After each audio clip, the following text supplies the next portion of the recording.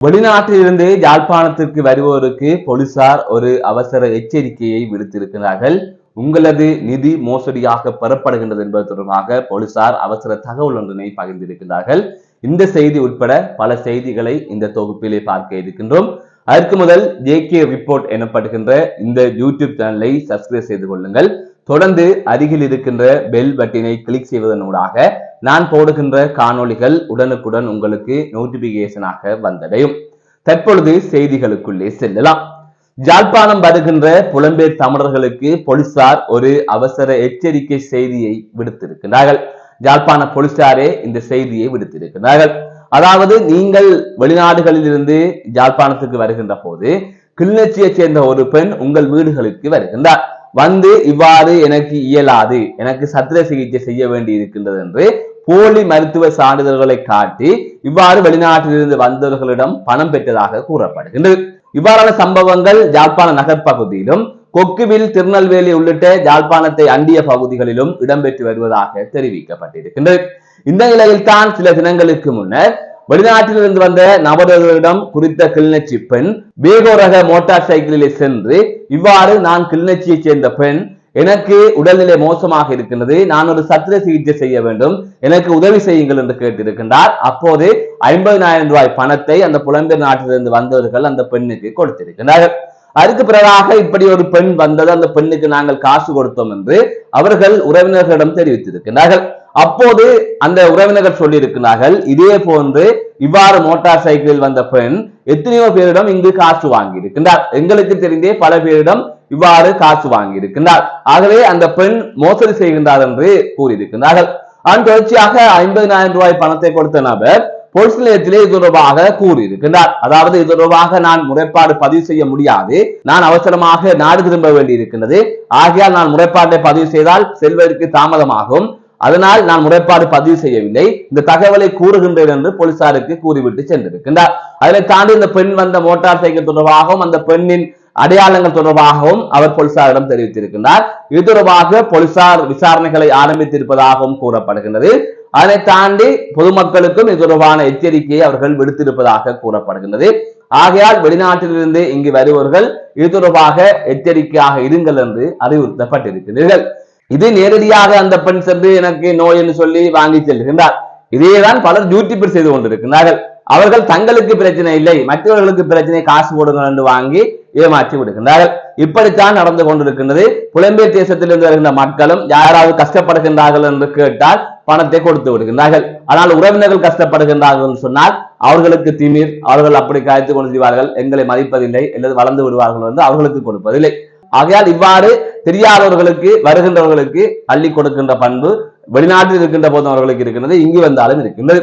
அதனால் இப்படியான மோசடியில் பலர் ஈடுபடுகின்றார்கள். ஒவ்வொரு ரகமாக இந்த வெளிநாட்டு நபர்கள் மோசடிக்கு உள்ளாகின்றார்கள் என்பதுதான் உண்மை.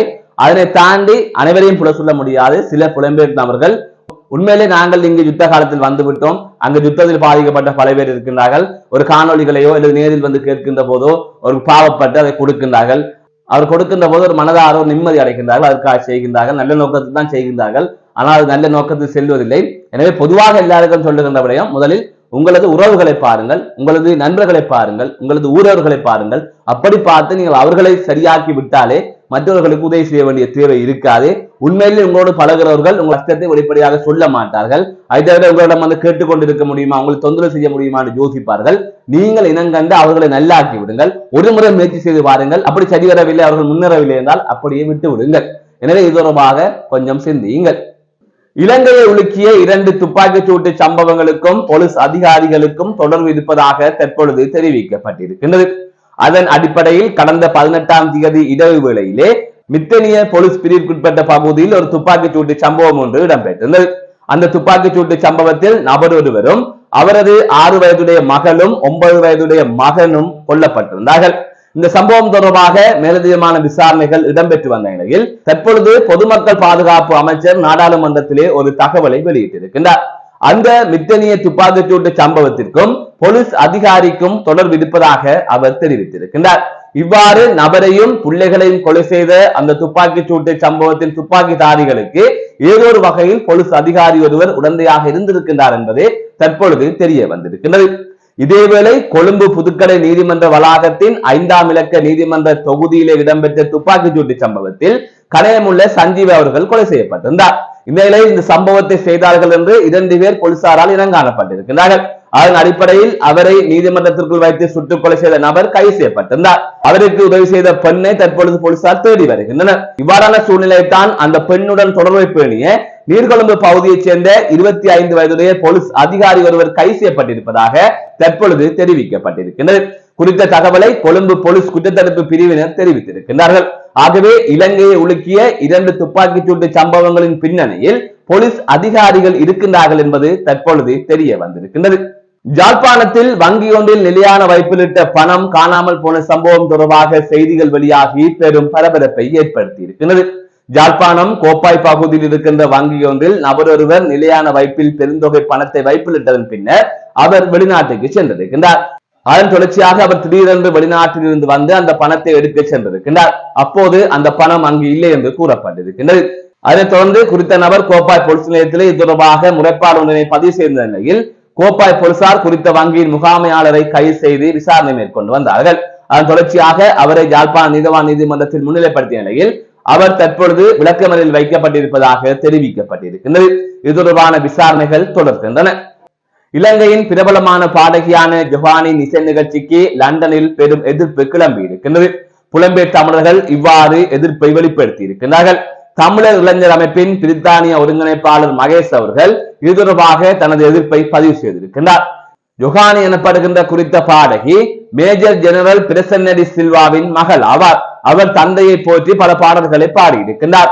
குறித்த பாடகியின் தந்தை இனப்படுகொலையில் ஈடுபட்டார் என்பதற்கான நம்பகத்தன்மையான குற்றச்சாட்டுகள் முன்வைக்கப்பட்டிருக்கின்றது. இந்த நிலையில் இனப்படுகொலையில் ஈடுபட்டவர்களுக்கு ஆதரவாக ஜொஹானி அவர்கள் செயற்பட்டு வருகின்றார்.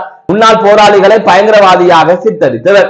இவ்வாறான ஒருவரை நாங்கள் இங்கு மட்டுமில்லை எங்கேயுமே இசை நிகழ்ச்சி நடாத்த விடமாட்டோம் என்று புலம்பெயர் தமிழர்கள் சார்பிலே எதிர்ப்பு வெளியிடப்பட்டிருக்கிறது. அது தவிர அந்த அரங்கம் தமிழருக்கு சொந்தமான அரங்கம் என்று கூறப்படுகின்றது. இது தொடர்பாக அந்த அரங்கத்தின் உரிமையாளர் கூறுகின்ற போது ஜொஹானியின் பின்புலம் தொடர்பாக எங்களுக்கு எதுவுமே தெரியாது, இதற்கும் எங்களுக்கும் சம்பந்தம் இல்லை என்று குறிப்பிட்டிருக்கின்றார். இதனால் அங்கு ஒரு பரபரப்பான நிலை ஒன்று உருவாகி இருப்பதாக தெரிவிக்கப்பட்டிருக்கின்றது. கொழும்பு புதுக்கடை நீதிமன்றத்தில் துப்பாக்கி பிரயோகம் மேற்கொண்ட குற்றவாளியை இலங்கையின் கிறிஸ்தாக இலங்கை பெண்கள் கொண்டாடி வருவதாக தெரிவிக்கப்பட்டிருக்கிறது. அவரது உருவம் ஆடைகளை வைத்து அவரை கிறிஸ்தாக இவர்கள் கொண்டாடி வருகின்றார்கள்.